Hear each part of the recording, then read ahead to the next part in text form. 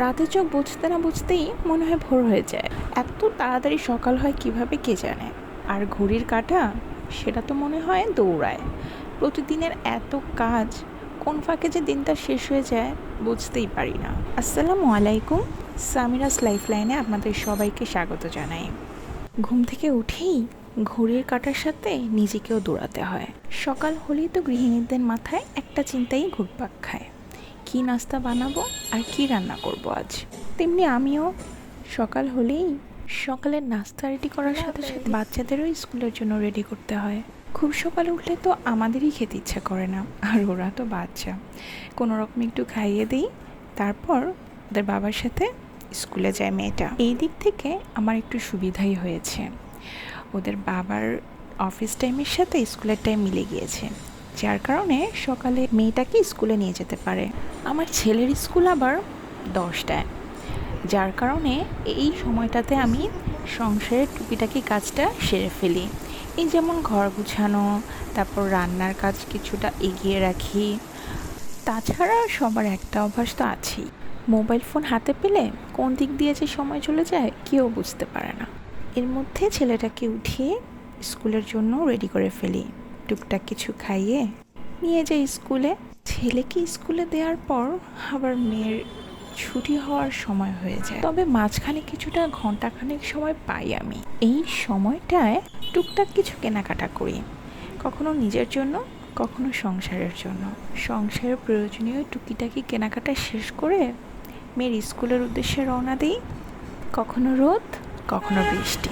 মেয়ের স্কুল ছুটি হওয়ার আগ পর্যন্ত ভাবিরা মিলে নিজেদের খোশ গল্পে মেতে থাকি কিছুটা সময়। এই সময়টা বেশ মজা করি আমরা।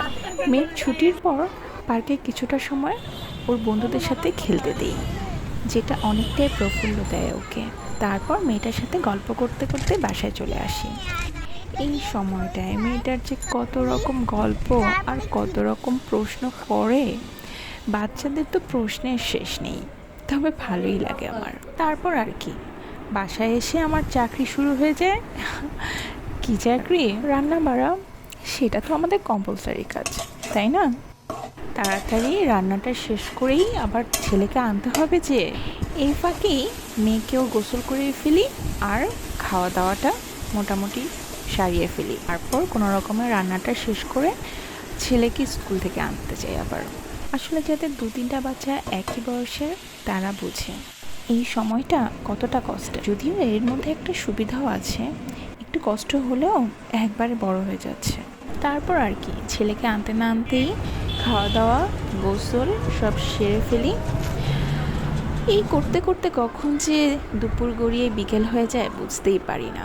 ওই যে সময়টাকে মনে হয় দৌড়াচ্ছে, ঠিক তাই। বিকেলে একটু হলেও বাচ্চাদের সময় দেওয়ার চেষ্টা করি আমি। এই পুরো সময়টাতে ওদের সাথে খেলাধুলা করি, গল্প করি। একটু পরেই বেলকনি দিয়ে তাকালেই দেখা যায় ওদের বাবা চলে এসেছে। ওদের বাবা আসার পর আমার কাজের গতি যেন আরও বেড়ে যায়। এটা দাও, সেটা দাও। বাচ্চারাও তখন কেমন যেন দুষ্টুমি শুরু করে দেয়, মনে করে বাবাকে পেয়েছি, এখন মা আর শাসন করতে পারবে না। আপনাদেরও কি এমন হয়? জানাবেন তো। তারপর একটু বিকালে নাস্তা বানাই, অথবা কখনো ওদের বাবাই নিয়ে আসে। তারপর সন্ধ্যায় তো বাচ্চাদেরকে নিয়ে একটু পড়াতে বসাতে হয়। পড়া শেষ করাতে না করাতেই রাতের খাবারটা খাইয়ে দিই ওদের। ওদের খাইয়ে আমরাও খাই।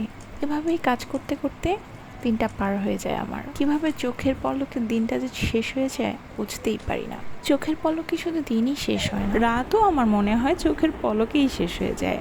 এই চোখ বন্ধ করলাম আর চোখ খুলেই দেখি ভোর।